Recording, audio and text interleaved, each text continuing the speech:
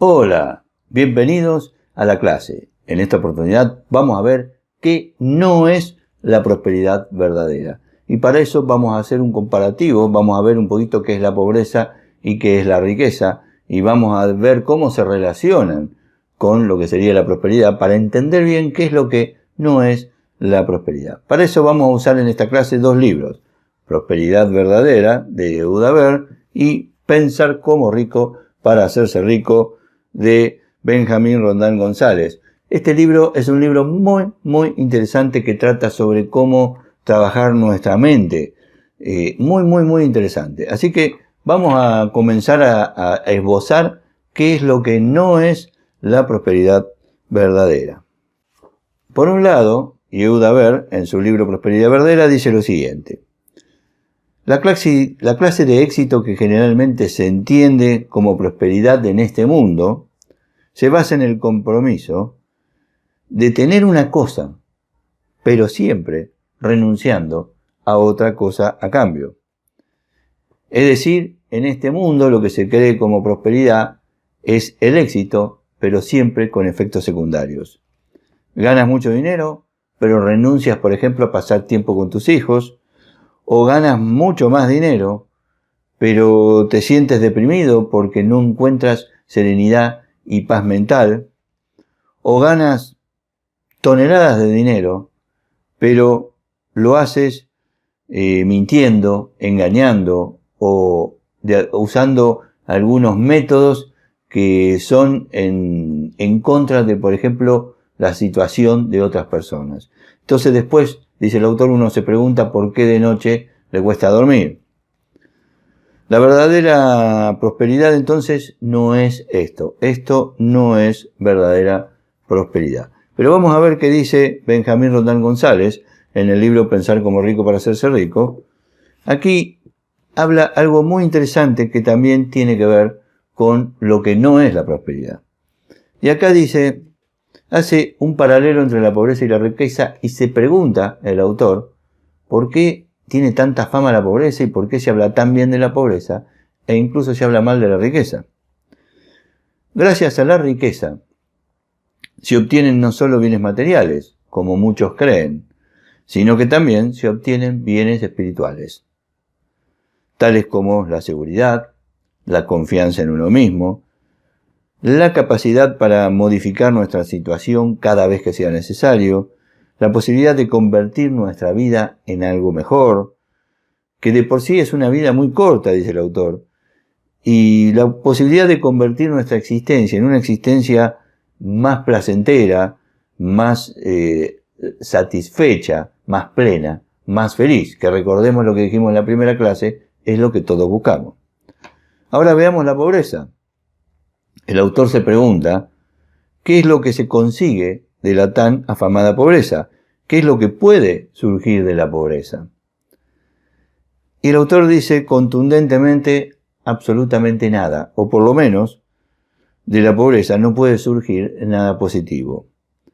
De la pobreza surge el crimen, surge la desesperación, el dolor, la miseria, la negatividad, que empapa y destruye la personalidad de la gente, que acaba con todas sus posibilidades de realización individual y colectiva. Entonces, se pregunta el autor nuevamente, ¿por qué se habla tan favorablemente de la pobreza desde ciertos sectores? Porque hablar bien de algo tan calamitoso como la pobreza, dice el autor, es un pobre consuelo para el fracaso, la derrota, la frustración, todo lo negativo que se le carga a cuenta de la pobreza. Es decir, se habla bien de la pobreza porque la pobreza nos permite sentirnos mejor con nosotros mismos cuando no alcanzamos aquellos sueños, aquellos deseos que buscamos. Quien dice no estar interesado en hacerse rico se justifica a sí mismo refiriendo que la pobreza es algo bueno, que nos hace mejores, que nos dignifica. Sin embargo, ¿qué hay de digno en vivir en la miseria? Inclusive, sin ir tan lejos como para hablar de pasar miseria, inclusive si nos referimos a un nivel de vida mediocre. ¿Eso es algo bueno? ¿Alguien puede ser feliz sabiendo que tiene una vida mediocre donde cubre las mínimas necesidades?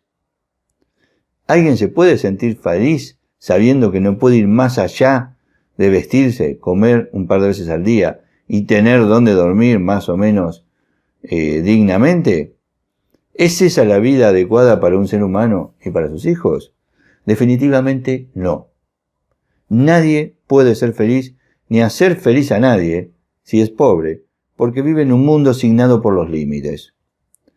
¿Y por qué sucede esto? Pues porque tiene los límites dentro de sí mismo. Se ha limitado a subsistir como la casualidad lo disponga, viviendo al día y siempre temeroso de perder lo poco que tiene. En vez de desarrollar su personalidad, la empobrece día a día, se reduce él mismo a una sombra de lo que podría haber sido. Esos límites que se aceptan como naturales no lo son. De ninguna manera nosotros no nacimos para vivir bajo esas limitaciones. Eso no es lo natural. Los seres humanos tendemos a la alegría de vivir, a la expansión de nuestra personalidad y a la realización de todos nuestros deseos.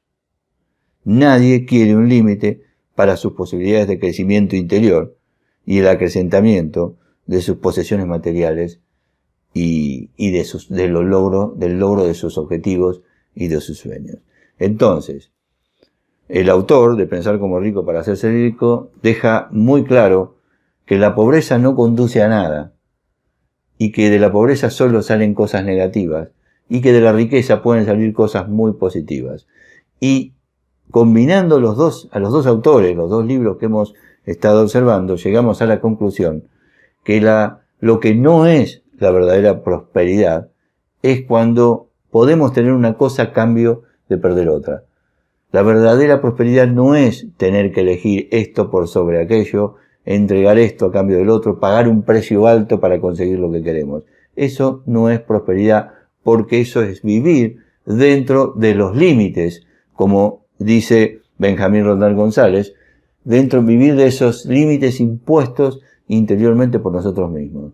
Entonces, siempre que estemos dentro de esos límites, no es verdadera prosperidad. Ahora, en la próxima clase vamos a ver cómo podemos salir de esos límites y vamos a ver qué es la verdadera prosperidad.